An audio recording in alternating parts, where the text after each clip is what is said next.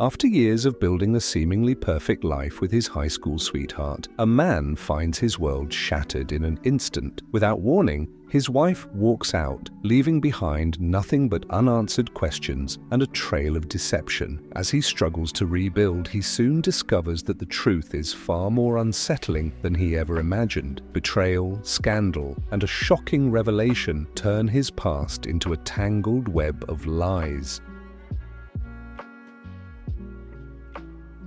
My wife left me for our neighbor's son when he turned 18. Now, what exactly would you do if I told you my wife just left me for an 18-year-old who happens to be our neighbor? But it gets a lot worse. See, it's not just your average 18-year-old she bumped into. Oh no, she's known him since he was a mere kid. 14 in fact. And oh boy, it gets so much worse. She lied about it. She lied about their relationship and went around telling everyone that the reason she left me, are you ready for this? Was because I took all her money and drained her bank account. Are you kidding me? I wasn't sure whether this belonged on any of the in-law forums since the two people aren't actually my in-laws anymore. But I'm just going to post it here. I can cross-post wherever anyone suggests this is a throwaway account. All the names are fake to protect the identities involved. Anyways, here's the long version. I suggest even the most impatient among you take the time to read the whole thing, because apparently the unfortunate turn my life took, while tragic for me personally, is considered a really good story. Can you tell my friends are jerks? It starts the first day of freshman year at the only high school in the small town I call home. Homeroom. First period. We had assigned seats because even though it was homeroom, the teacher in charge was a control freak. I got sat next to who I was sure was the prettiest girl I'd ever seen. We'll call her Esther. We hit it off immediately. She and her family had just moved to town from the big city. Her mom had grown up in town and they were here to stay. By the end of the month, she was my date to homecoming and we were official by the end of the year. We stayed together all throughout high school,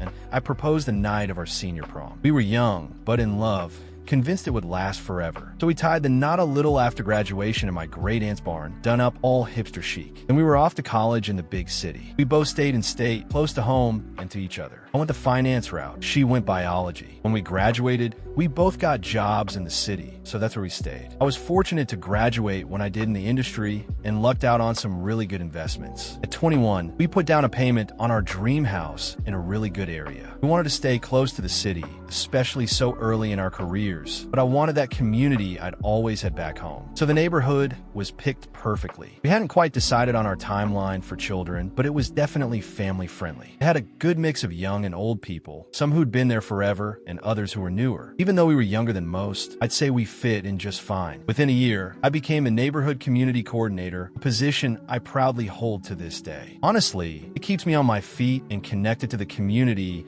when I'm not buried in work, and I absolutely love it. I did get the feeling, though, that as I grew into myself, Esther wasn't growing with me. It sounds terrible to say without context, but I'll explain as best as I can. Throughout college and our first year as working adults in corporate America, she stayed the same girl I'd fallen in love with. That was the issue. She stayed the same, completely stagnant. Her college friend group reminded me so much of the cheerleaders she'd hung around with in high school. The same kind of drama and petty arguments. I felt like I was growing, maturing, and becoming an adult while Esther was still in high school, mentally speaking. I only brought this up once, and shortly afterward, the pandemic hit. She lost her job, and I didn't want to kick her while she was down. I was fortunate to keep working fully remote, so money wasn't an issue. I took that time to focus on reconnecting and realigning ourselves and our goals. I thought we did. Having that time together, just us in our little bubble, we got to a better place. She was happier, started really connecting with our community, going to the clubhouse gym, and just hanging out. It was great. When the world started opening back up, she wasn't able to get her old job back, so she started applying around and eventually landed a position as a dental assistant. Not her first choice, but I assured her she didn't have to load up on hours because I was happy to handle our finances. I just wanted her to be happy. Things are going great. And then out of the blue, I come home one day to divorce papers on the coffee table and Esther's bag stacked by the door. I was blindsided. I must have asked a million. What had I done? Why was she leaving? All she told me was she didn't want to be married anymore and was moving out. That was it. 5 years of marriage, 10 years together, and she was out the door with nothing more than a goodbye. By the time I processed enough to chase after her, she'd already driven away and blocked me on everything. It was the worst time of my life. A week and a day after she left me, I got a text from a friend down the street. A picture attached with just a question mark. It was my next door neighbor's son's 18th birthday party. Someone had tagged him on Twitter, and there was a photo of him standing in front of cake with my wife's arms wrapped around him. I hadn't told anyone about Esther leaving yet.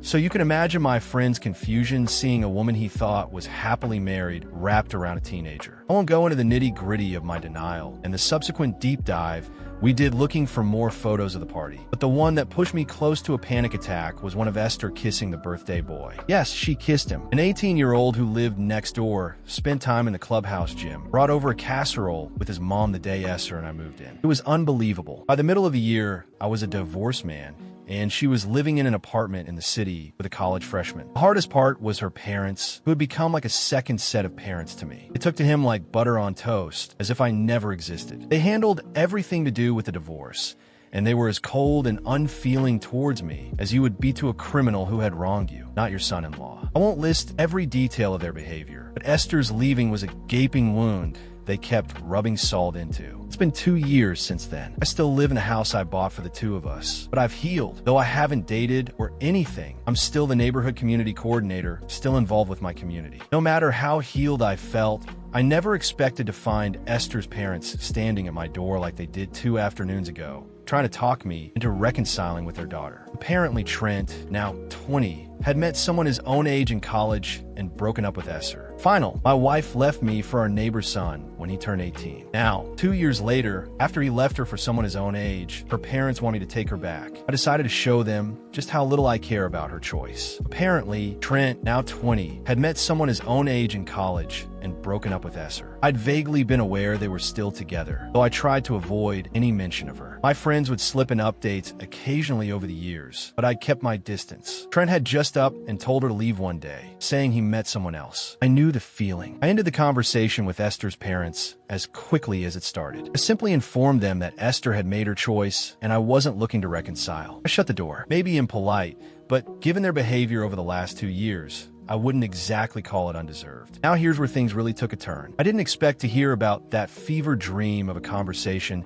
I had with my ex-wife's parents ever again. I thought the topic was closed. Clearly, I'd forgotten how much of a cosmic joke my life is when it comes to Esther-related matters. Soon enough, Esther herself showed up on my doorstep, unannounced, of course, at what used to be our marital home, now solely inhabited by me, the man she'd walked out on for a teenager. Before I go further, let me clarify something because I've seen some comments questioning this. I don't blame Trent. He was freshly 18, which means he was younger when this whole thing started. Esther is a year older than me, so she's 8 years older than him. Even if they started their relationship that year, she was still 25 compared to his 18. He wasn't the responsible party. He was a kid. Some may say I let a teenager steal my woman, but what was I supposed to do? He didn't do anything. He was barely an adult, and she'd known him since he was 15. When I saw her there, acting like there was even a chance of reconciliation, all the anger I hadn't let myself feel came flooding up. I didn't scream, but I wasn't kind either. I was blunt, and I didn't censor my thoughts. You'd think letting that anger out would be therapeutic, but honestly, it just left me exhausted. When she had the audacity to cry and ask if she really meant so little to me,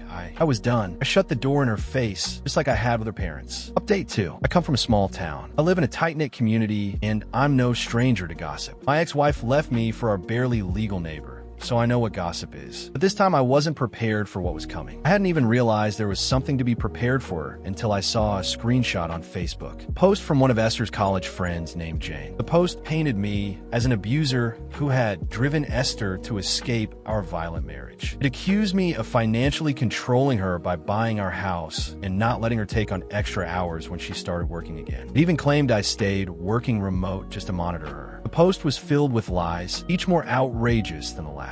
At the end, there was a screenshot of a reply from Esther herself thanking her friends for their support, saying it's people like them who help her start to speak out. I was shocked. I knew this was something I couldn't stay silent about. I had to respond publicly. I decided to post on Nextdoor. I explained sincerely that I had loved my wife, had never laid a hand on her, and then addressed each claim point by point. I even mentioned the 2 visits I'd received recently, one from her parents and the other from Esther herself. I left it at that, hoping my neighbors would believe me. It worked for some, but others doubled down, refusing to believe me. I walked out of my house one morning to find wife beater scrawled across my windshield in red lipstick, and I came home to find my front yard egged. Whether it was Esther's friends or my own neighbors, it was clear this wasn't going to go away. Update 3. This past week, I was told it would be best to step down from my community coordinator role, one I've proudly held for years. I was told it would allow me to focus on personal matters and that my role could be re-evaluated once I'd sorted my life out. That post full of lies had done more damage than I realized. I decided I couldn't let it go further, so I contacted my lawyer. I provided every bit of evidence I had and said I wanted to take action against both Esser and Jane for defamation. They were both served lawsuits before the week was up. Reactions were very different. Esser went completely MIA while Jane tried to backtrack, reaching out personally to beg me to drop the lawsuit. I declined. The next day, Jane posted a series of screenshots exposing Esser